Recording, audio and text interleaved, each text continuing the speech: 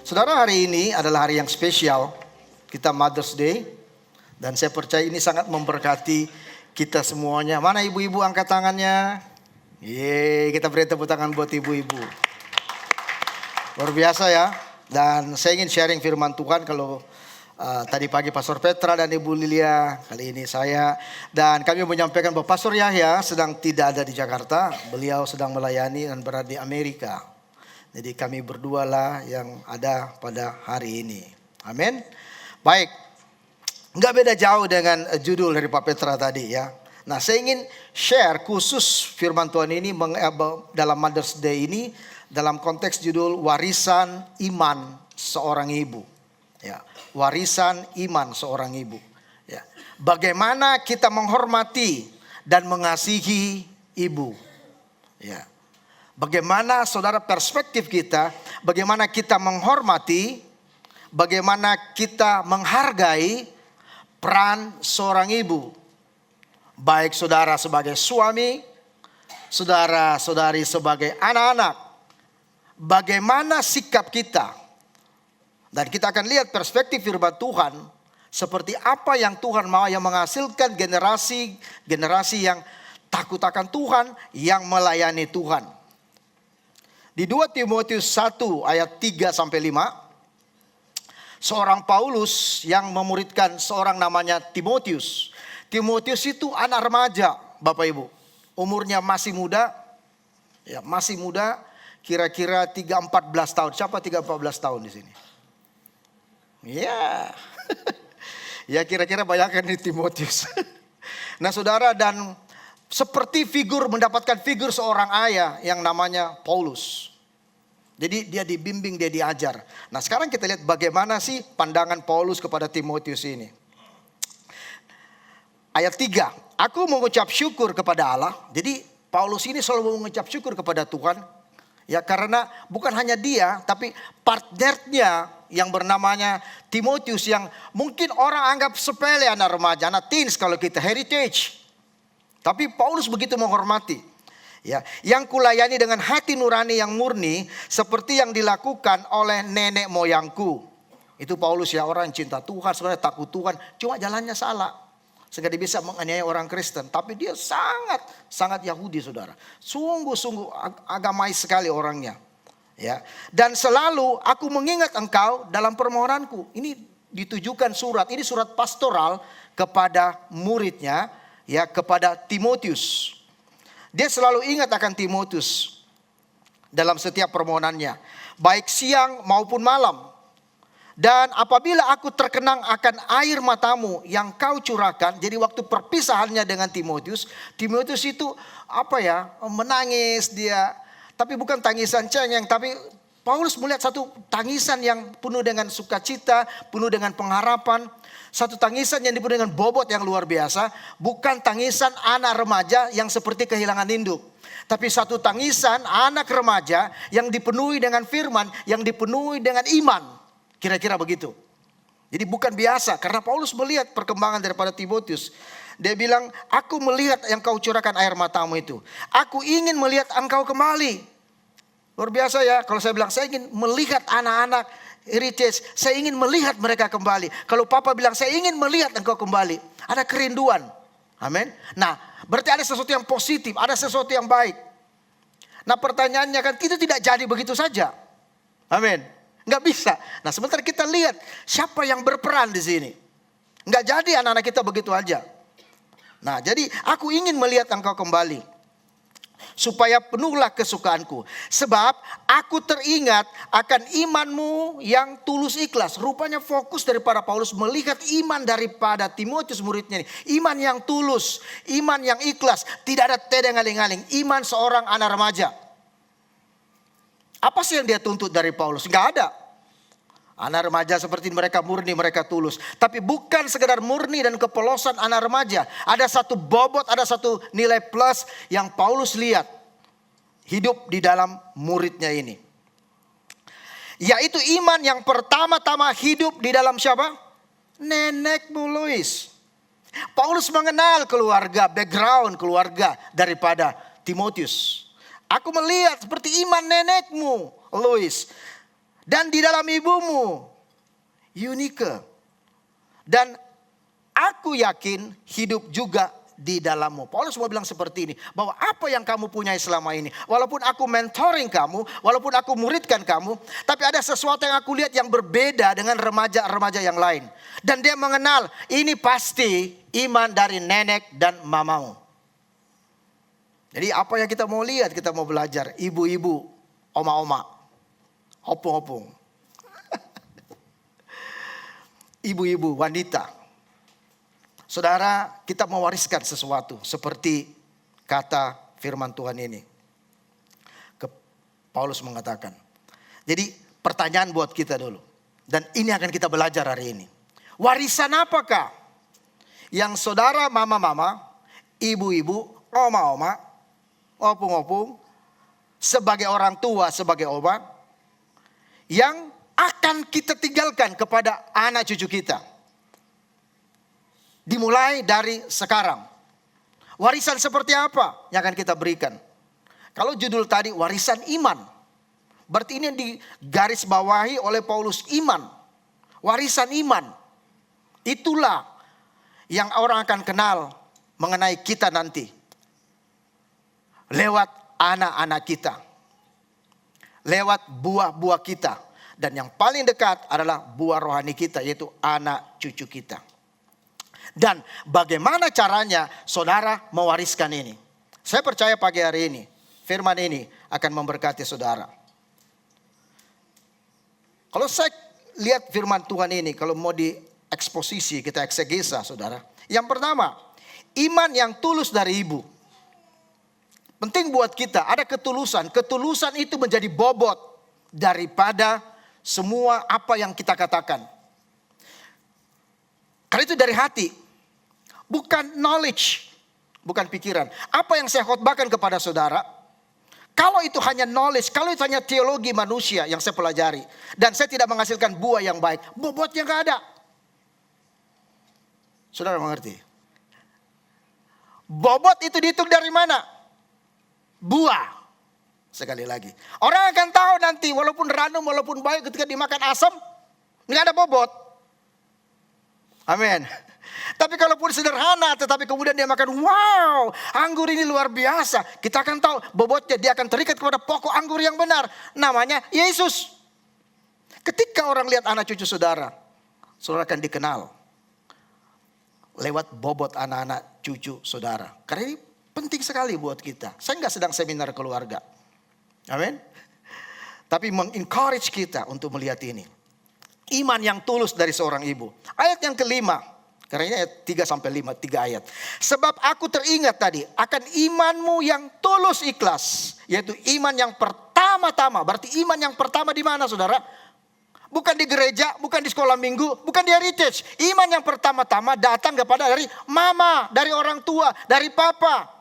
Juga bapak-bapak. Datang dari keluarga. Itu iman yang pertama yang murni. Yang anak-anak kita seperti kertas putih yang kosong. Kemudian dicoret, diisi. Itu menjadi iman dia yang pertama. Kertas putih, kemudian ditulis A. Saudara bilang ini B, anakmu akan bilang B. Walaupun itu A secara umum. Dia bilang B, mama saya bilang B. Dari kecil mama yang ngajar, ya kan? Membaca apa-apa semuanya. Itu iman kita. Dan ibumu. Dan aku yakin hidup dalam dirimu. Jadi bagaimana iman yang tulus ini? Bagaimana kita menjadi contoh buat anak cucu kita? Contoh iman yang diberikan oma dan mama daripada Timotius. Sehingga anak ini bertumbuh menjadi dewasa. Dan anak ini dilayak pakai oleh Timotius untuk menjadi partner dia. Dia membawa. Saya percaya Timotius seorang rasul, pendiri merintis gereja. Saudara, dia tahu partner yang kalau dia mau partner sama dia pasti lihat bobot. Karena kenapa? Karena tantangannya besar, nyawa taruhannya. Sedangkan anak-anak itu masa depannya kan masih panjang. Suatu dia mau melayani ke sini, itu nyawa dia. Tapi ada seorang anak muda heritage ini yang berani mengatakan, aku mau ikut kamu om. Kira-kira gitu ya. Saya mau ikut om saja. Tapi resikonya begini nak, seperti ini. Aku mau. Ini kan iman yang luar biasa. Ini bukan disuruh ayo kita cari duit nak. Kamu mau ikut sama om? Ya, kita kerja di satu tempat. Dan ini kan menghasilkan uangnya besar. Oh aku mau. Mama juga bilang oke silakan ikut. Tapi saya percaya Paulus tidak mencaplok anak ini begitu saja. Dia pasti bicara kepada omanya. Dia bicara kepada mamanya. Anak ini akan dipakai Tuhan. Tapi apakah oma bersedia? Karena resikonya besar. Nyawa saya taruhannya. Jadi kalau dia ikut saya untuk memberitakan Injil, merintis gereja, nyawa dia taruhannya. Oh, oma dan mama bilang silakan. Dia tahu bobot daripada anak dan cucunya. Sometimes kita orang tua takut anak kita pergi. Betul enggak? Apalagi mama-mama. Apalagi kalau anak cowok. Aduh, waktu shepherd mau pergi mamanya, paling menangis. Aduh. Kira-kira begitu. Tadi foto keluarga saya sudah naik enggak? Sudah ya? Belum? Oke. Tolong dia. Nah itu ya kan? Nah kira-kira begitu. Waktu shepherd mau pergi, tangisan yang ya, tapi saya pikir itu wajar. Mungkin tidak ditulis di sini juga. Mungkin Yunika, oma juga, aduh, Paulus bilang, udahlah. Kira-kira begitu ya. Nah itulah iman seorang ibu. Iman daripada Lois dan Yunika. Nah iman daripada seorang ibu ini, apa yang Paulus lihat, iman itu hidup dan dapat terlihat nyata dari seorang Timotius. Hidup, bukan iman yang mati. Dan dia tidak hidup, anak ini berbobot. Dan nyata, bobotnya itu nyata dari seorang Timotius. Paulus lihat itu. Jadi Paulus juga tidak asal caplok. Dan dia lihat sesuatu nilainya. Dan nilai ini berasal dari mama, berasal dari oma. Sebab papanya, nggak ditulis di sini, papanya seorang Yunani, kemungkinan besar belum mengenal Kristus. Saudara, orang Yunani penuh dengan logik. Nggak mudah. Orang Yahudi penuh dengan mistik. Pokoknya mujizat, miracle. Kalau dia bertanya logik. Nah saudara di orang yang mana nih? Kategori Yahudi atau kategori Yunani? Makanya Paulus bilang, aku harus punya hikmat menghadapi orang seperti model Yunani, seperti orang Yahudi.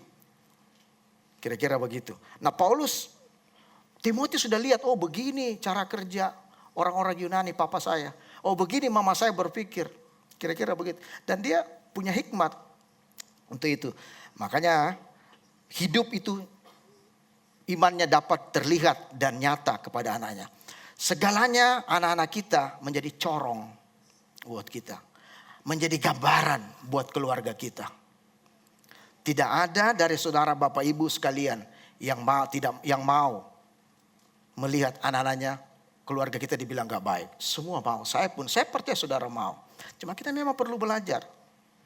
Nah, saya percaya banyak motivasi pengajaran mengenai Kristen psikologi atau apapun. Tetapi satu intinya saudara, yang menentukan bobot semua itu bukan knowledge tetapi buah. Dan buah ini kita hanya belajar dari siapa? Dari Tuhan Yesus. Tuhan Yesus mengatakan, akulah pokok dan kamulah ranting-rantingnya. Di mana sekarang pokok bahasan itu? Firman Tuhan. Hanya firman Allah yang memerdekakan kita. Hanya firman Tuhan yang sempurna. Lebih daripada filsafat. Lebih daripada pandangan-pandangan dunia ini. Lebih daripada hal apapun yang membuat saudara belajar mengenai cara mendidik anak atau apapun. Kalau kita tidak bergantung kepada yang namanya sumbernya yang mendatangkan kehidupan. Bukan hanya knowledge. Anak-anak kita bisa pintar, bisa hebat. Kalau hanya knowledge, dia tidak punya moral.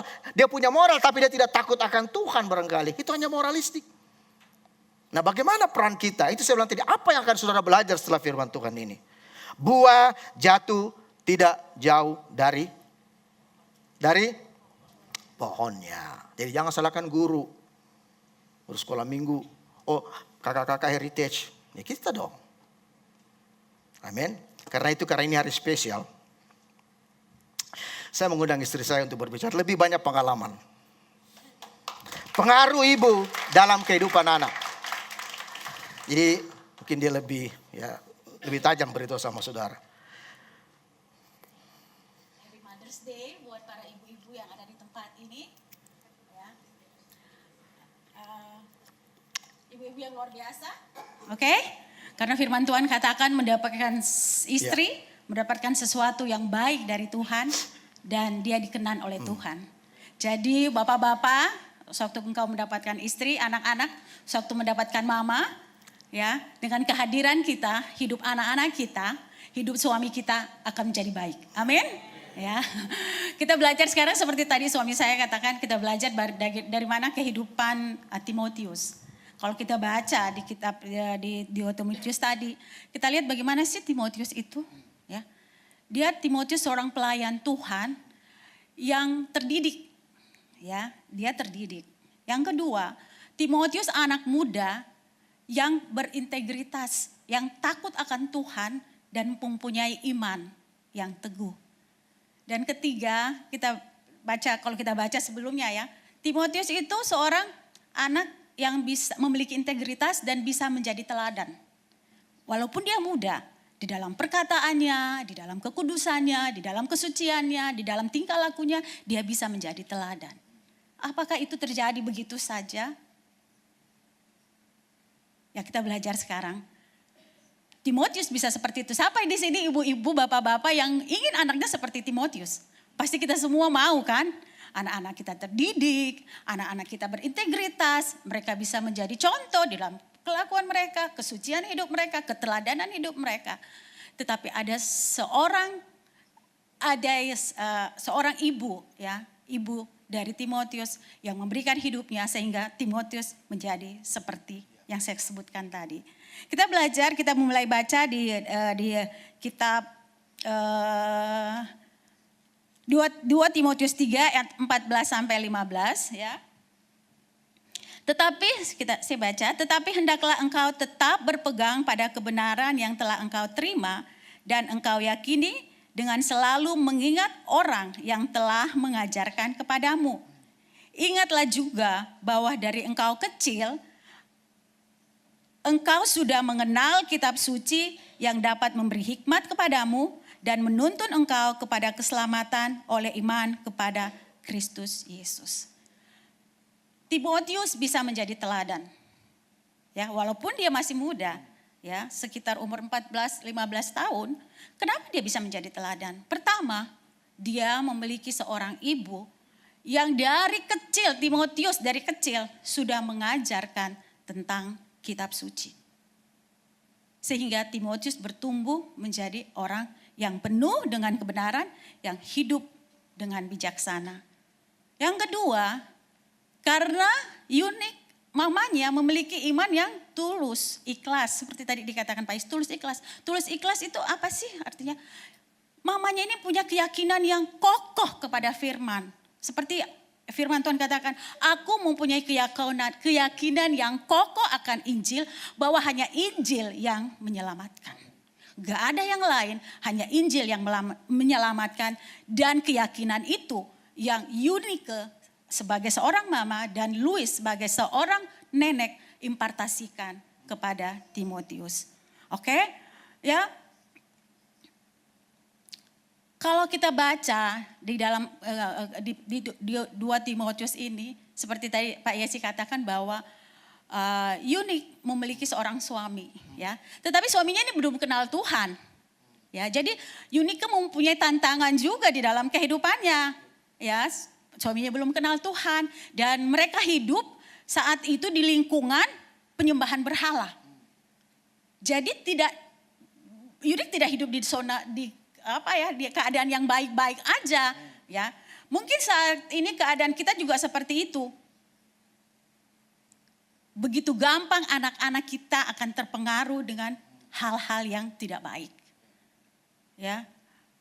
Seperti di penyembahan berhala, banyak hal-hal yang negatif. Mungkin kalau kita dulu masa kita agak sulit, tetapi di kamar mereka pun mereka bisa mendapatkan sesuatu yang tidak benar dalam kehidupan mereka. Tetapi saya percaya bahwa di mana ada terang, kegelapan itu akan pergi. Terang itu apa? Terang itu firman Tuhan. Jadi ibu-ibu, bapak-bapak tidak usah takut. Ya, kalau kita mengajarkan dari kecil anak-anak kita tentang firman Tuhan, apapun tantangannya, Apapun masalahnya, hidup kita mungkin bermasalah seperti Yunik, nggak punya suami, kayaknya nggak ada yang bisa menolong dia untuk sama-sama sepakat untuk mengajar. Tetapi dia nggak melihat, dia nggak fokus dengan masalahnya. Dia fokus bahwa hanya firman Tuhan, dia fokus mengajar dan mendidik Timotius berdasarkan nilai-nilai firman Tuhan. Amin. Ya, jadi akhirnya Timotius bertumbuh menjadi seorang anak muda yang sungguh-sungguh takut akan Tuhan, anak muda yang sungguh-sungguh berintegritas. Karena ada seorang ibu yang terus mengajar, berulang-ulang mengajar, berulang-ulang mengajar. Mungkin kita kadang-kadang kan, kok sudah dibilangin, kenapa? Kenapa tidak lakukan? Sudah dibilangin, kenapa enggak lakukan? Tetapi ibu dari Timotius terus mengajar tanpa jemu-jemu untuk mendidik Timotius. Firman Tuhan katakan, didiklah seorang anak untuk memiliki jalan yang benar, maka setelah dewasa ia akan tetap berada di jalan itu. Jadi kita harus mendidik, kita harus mengajar anak kita dari kecil sampai mereka pun jadi seperti tadi dikatakan. Pertama saya memang waktu saya mau berangkat saya kayak agak gimana ya.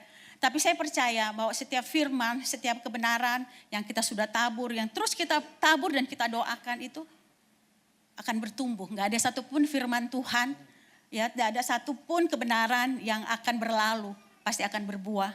Jadi akhirnya saya dengan damai sejahtera melepaskan shepherd gitu untuk berangkat sekolah.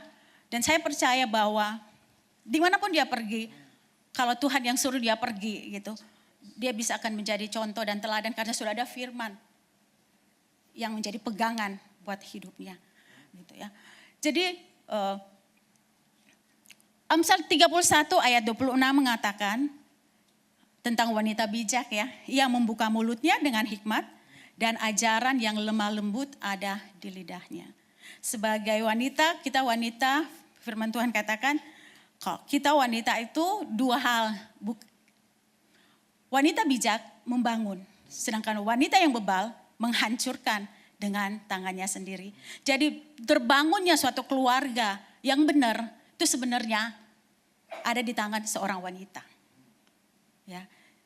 Wanita bijak membuka mulutnya dengan hikmat dan ajaran yang lemah lembut ada di lidahnya. Hati-hati di dalam setiap kita berkata-kata. Perempuan diberikan karunia untuk banyak berbicara. Tetapi di ayat ini dikatakan bahwa kita harus berbicara dengan hikmat dan ajaran yang lemah lembut harus keluar dari mulut kita. Penuh dengan hikmat. Hati-hati kita berbicara. Berbicara enggak sembarangan, asal ngomong, asbun, asal bunyi gitu. Kita harus tahu bahwa setiap perkataan kita itu punya kuasa. Setiap perkataan kita akan berbuah. Akan ada buah. Kalau perkataan kita benar, itu akan membawa sukacita, itu akan membawa kedamaian, itu akan membawa kepercayaan diri kepada anak kita. Tetapi kalau buah perkataan kita tidak baik, buah itu akan membuat anak kita menjadi minder, menjadi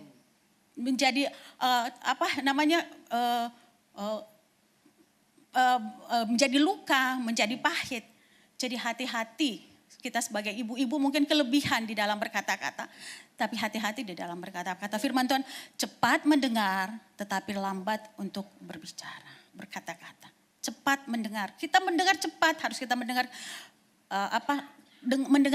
mendengar suara Tuhan lebih cepat. Tetapi untuk kita berkata-kata yang di luar dari firman Tuhan itu. Firman Tuhan kita harus berhati-hati ya. Jadi saya selalu katakan kepada anak-anak saya dan sampai kemarin pun. Kalau mereka mulai berbicara sedikit agak nyimpang, ingat mulut itu berkuasa. Waktu Tuhan menciptakan bumi ini semua dari berfirmanlah Tuhan, berkatalah Tuhan. Apapun yang kita ciptakan untuk anak kita, mereka mau menjadi apa nantinya untuk suami kita, itu tergantung dari setiap perkataan yang kita ucapkan ya. Amsal 18 ayat 21 dikatakan, hidup dan mati dikuasai oleh lidah. Siapa yang menggemakannya akan memakan buahnya. Jadi buah-buah apa yang kita akan hadapi di dalam hidup kita tergantung dari setiap perkataan yang keluar dari hidup kita. Perkataan yang keluar dari kita itu berasal dari hati. Kalau hati kita penuh dengan hal-hal yang tidak baik, kita masih kepahitan, penuh dengan amarah, penuh dengan dengki, pasti akan keluar hal-hal yang seperti itu. Tetapi kalau hati kita penuh dengan firman Tuhan, penuh dengan kebenaran, maka firman Tuhanlah, kebenaranlah, terang itulah yang akan keluar dari mulut kita. Ya, jadi penting sekali kita harus menaruh hati kita, menaruh firman Tuhan di dalam hati kita.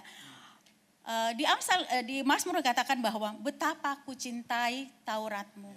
Para ibu-ibu, kita harus mencintai Taurat Tuhan. Kita harus suka membaca firman Tuhan, kita harus suka merenungkan firman Tuhan. Berbahagialah orang yang takut akan Tuhan, yang sangat suka akan segala perintahnya. Kita akan disebut sebagai ibu yang berbahagia, sebagai mama yang berbahagia kalau kita penuh, karena kalau kita suka mencintai Taurat Tuhan. Karena yang memperbaiki kelakuan anak kita bukan amarah kita, bukan emosi kita, bukan kata-kata negatif, tetapi hanya firman Tuhan. Karena firman Tuhan berfungsi untuk mengajar, mendidik, dan memperbaiki, menasihati, memperbaiki kelakuan. Dan kita diberikan sebagai seorang mama, seperti contohnya Yunike sebagai seorang mama, akhirnya dia melahirkan seorang anak muda yang luar biasa. Tidak ada seorang pun yang menganggap dia enteng, gak ada seorang pun menganggap dia rendah karena usianya muda. Karena dari didikan Yunike melahirkan seorang anak laki-laki yang sungguh-sungguh menjadi kebanggaan Paulus, menjadi kebanggaan orang tua. Dan saya percaya kita ibu-ibu di sini sebagai mama, sebagai opung, kita diberikan kemampuan untuk itu. Karena mendapatkan istri adalah mendapatkan sesuatu yang baik dari Tuhan. Amin. Terima kasih.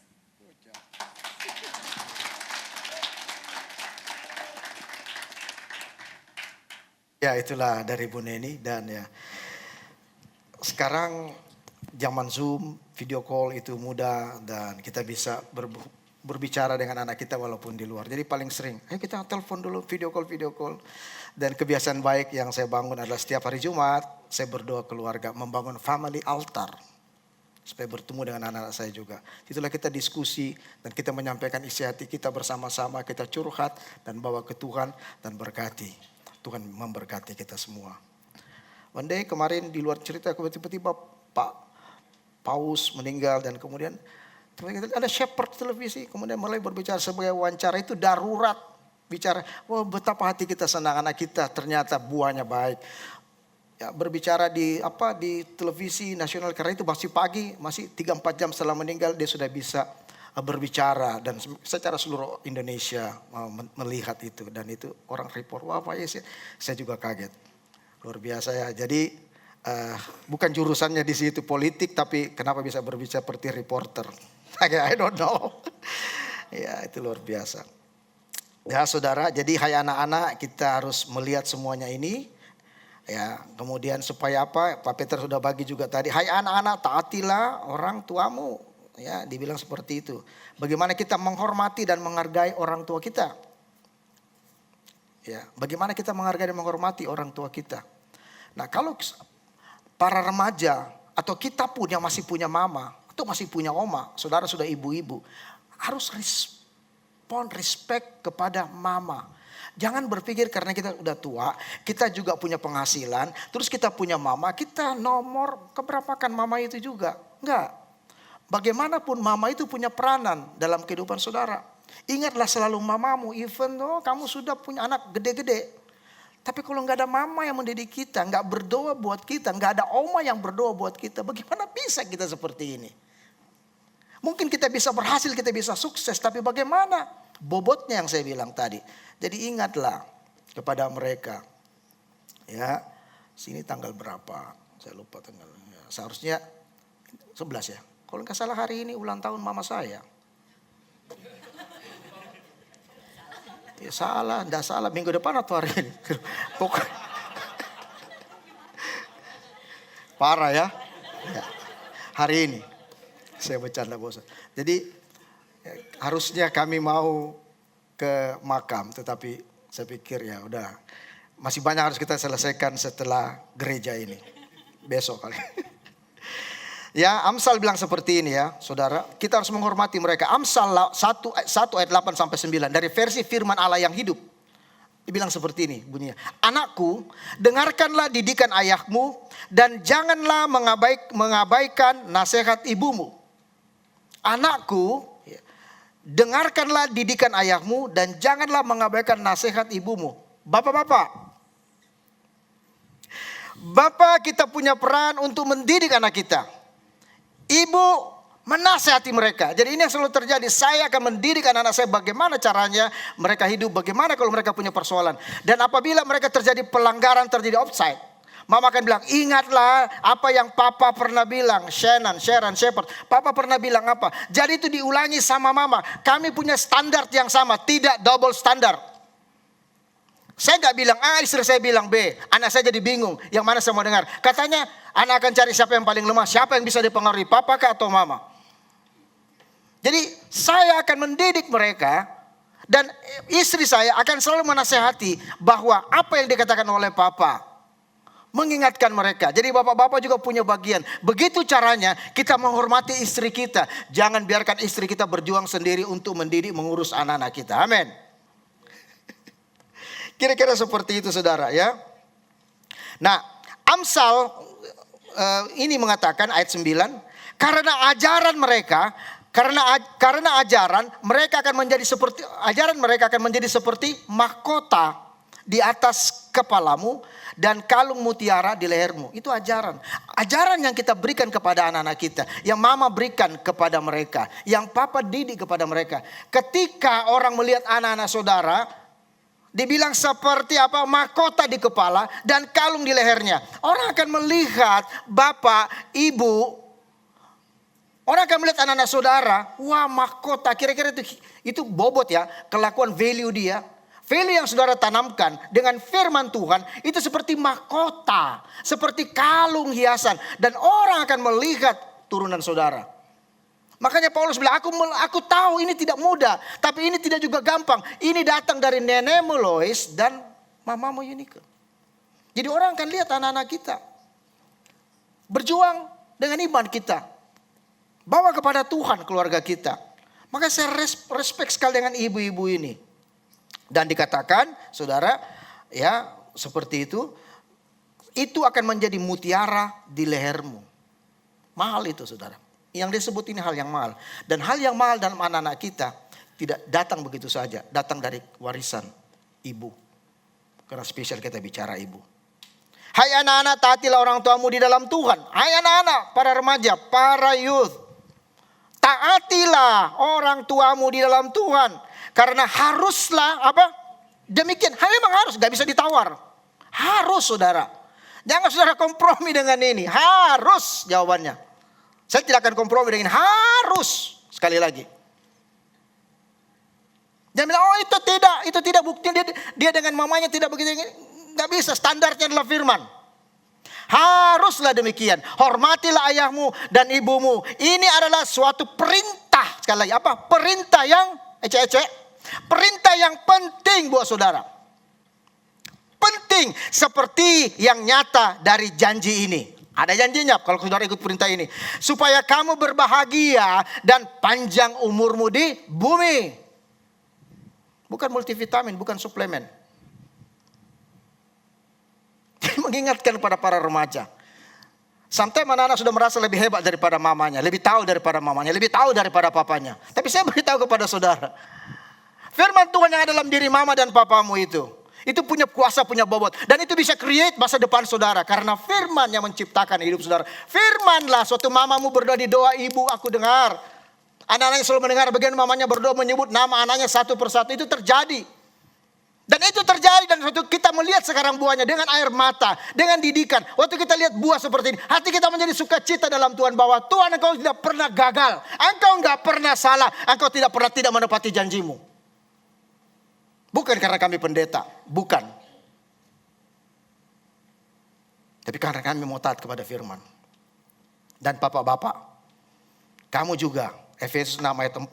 Dan kamu bapak-bapak, janganlah bangkitkan amarah di dalam hati anak-anakmu.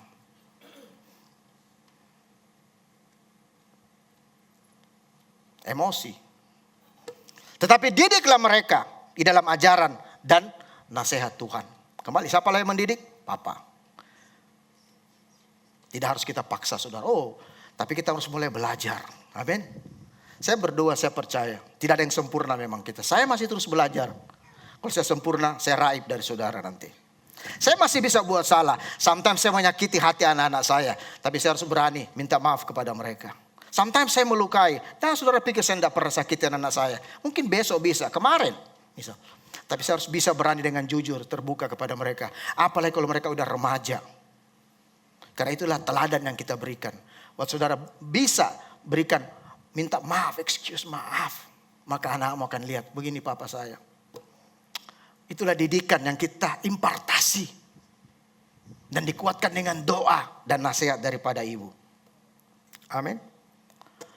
Seorang ibu adalah menjadi pilar yang bersama-sama berdiri dalam suaminya. Saudara yang lebih kenal anak saudara. Karena itu sekali lagi penghormatan buat mama-mama, buat oma-oma. Saudara sudah dipilih Tuhan, ditakdirkan Tuhan demikian. Bahwa rahim kandunganmu itu akan melahirkan anak-anakmu. Memang itu berat, itu perjuangan sejak dalam kandungan. Untuk melahirkan tidak mudah, untuk mendidik tidak mudah.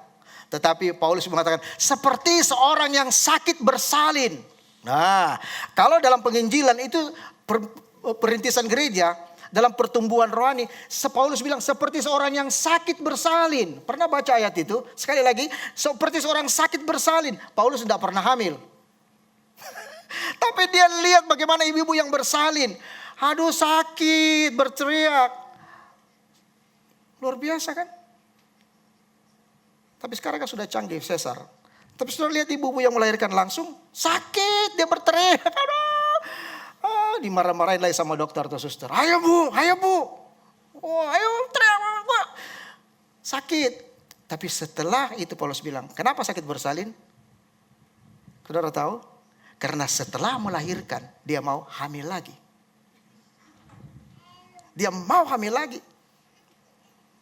Setelah kita melahirkan, mendidik anak-anak kita, kita seperti saya masih mau punya anak lagi. Saudara sudah tahu resikonya kan, berarti tantangannya besar lagi. Tapi dengar baik-baik, kalau saudara ditakdirkan sebagai perempuan, Tuhan akan berikan kemampuan kepada saudara. Karena dia bilang perempuan, wanita, seorang penolong. Lebih kuat dari laki-laki sebenarnya. Laki-laki itu cengeng, manja. Saya juga seperti itu, amin. Pak Petra baru cerita di pagi. Amin.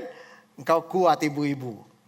Kau penolong, kau akan berdoa buat suamimu. Seperti itu. Ya, percaya. Mari kita membangun keluarga yang takut akan Tuhan. Mari kita menghormati ibu-ibu, oma-oma. Karena itu, mari saya mendorong oma-oma, mama-mama bangkit berdiri. Kita akan berdoa buat saudara. Silakan, luar biasa. Ya, sama kalau ada keluarganya bersatu bersama-sama dekat dengan anak berdiri aja, semua berdiri bisa dekat dengan mama, peluk mamanya. Ya saudara berdoa. Saya tidak tuntun doa saudara, tapi saudara boleh berdoa. Intinya mengucap syukur buat istrimu, mengucap syukur buat mamamu. Ya, pray buat mereka, ayo berdoa buat mereka. Saudara berdoa, saya nggak tuntun saudara, berdoa aja buat mereka. Let's pray aja. Wow. Terus kalau mama anda hadir, tetap berdiri, berdoa untuk mama di mana? Oke, sudah semuanya. Saya ingin berdoa sekali lagi buat oma, buat mama, istri. Tuhan, aku berdoa dalam nama Yesus, terima kasih buat kehadiran mama, oma, istri kami. Terima kasih Engkau yang sudah memilih mereka. Engkau berikan kekuatan ekstra kepada mereka. Untuk mereka bisa berjalan dalam kasih karunia Tuhan. Dalam membangun keluarga. Umur panjang, kesehatan, kekuatan, hikmat, marifat yang datang dari Tuhan. Kepada orang tua kami. Terima kasih Bapa. Di dalam nama Yesus, hamba melepaskan berkat Tuhan ini. Di dalam nama Tuhan Yesus. Amin.